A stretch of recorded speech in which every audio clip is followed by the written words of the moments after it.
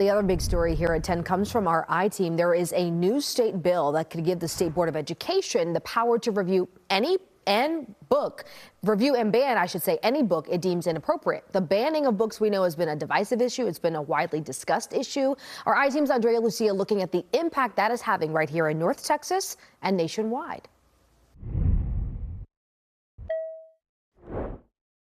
I tried many careers. I was a flight attendant. I was in sales. It was Donna Rayburn's passion for reading that led her to her calling as a school librarian. And it all started blooming from there. She spent more than 20 years in North Texas schools, the last 13 in Grapevine. I think as a child that I loved books. I loved words. There's something in the space that made me feel so safe and comfortable. But that feeling, she says, disappeared in 2022 when the Grapevine Colleyville ISD School Board gave its elected trustees the power to block librarians from putting certain books on their shelves. It was so sad that I began not to trust myself. We, as professionals, know our community and the expectations, and that's what we learned in library school. Supporters of the new policy say it protected students from vulgar content, an argument we're hearing from activists across North Texas. We have a reasonable expectation as parents that our kids are going to be safe at school, that they're not going to be exposed to sexually explicit content by the adults in charge. Shannon Ayers is a mom and a leader in the organization Citizens Defending Freedom. Since 2021, she's been one of the prominent local voices urging schools to reconsider the books on their shelves. I'm here to publicly put on record this district's refusal over the course of at least 2 years to remove sexually explicit books from your libraries. Because garbage in, garbage out. What we fill our minds with matters. This is available to McKinney students. For Rayburn, the attacks feel personal. My whole purpose was just to pass the passion of reading. GCISD did go on to change its policy, allowing a committee of parents and school staff to handle formal challenges to titles in school libraries. Still, Rayburn retired in 2023. Reading saved me so many times in my life. And sharing that passion with the kids, that's what it was all about. And they made it turn ugly.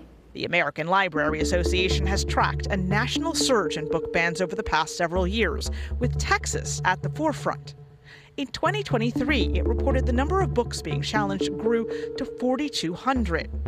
Nearly half of those challenged, the ALA says, represent the voices of racial minorities and members of the LGBTQIA community, a perspective Rayburn says is needed. These books help individuals to understand themselves and how to cope.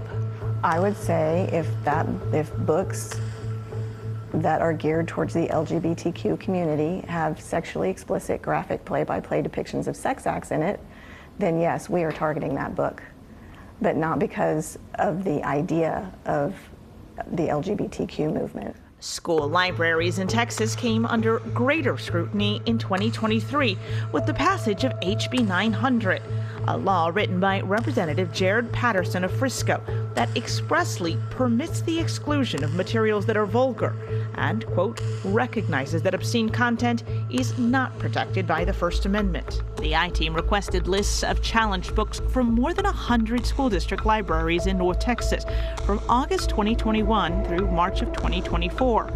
29 districts reported one or more challenge involving a total of 348 titles. More than a third had LGBTQ plus characters. These numbers, though, don't tell the full story. They don't include books that librarians may have pulled before a formal challenge was issued.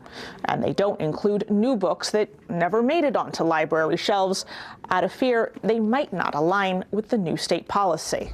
We're limiting access, basically, is what I like to, how I like to characterize it, because that's really what we're doing, and that's what we've done as a society for a very long time. Rayburn, who's been retired for a year and a half now, sees things differently. Politics has no business in education. Any book that a person reads, you get a different perspective. You get to walk in someone else's shoes. And with that, you learn so much. Well, HB 900 requires Texas school districts have policies in place describing how they acquire books and how they remove them from their libraries. We have links to more than 100 district policies right now on cbsnewstexas.com if you want to see what's going on in your district. All very interesting, Andrea, and I think the data is really important here. 4,200 plus banned books in 2023 in Texas, right? In our area, though, can you tell us what the most challenged titles are? Like, what is the content that we're talking about? Yeah, I mean, absolutely. It's always interesting to know what books you've read on these lists.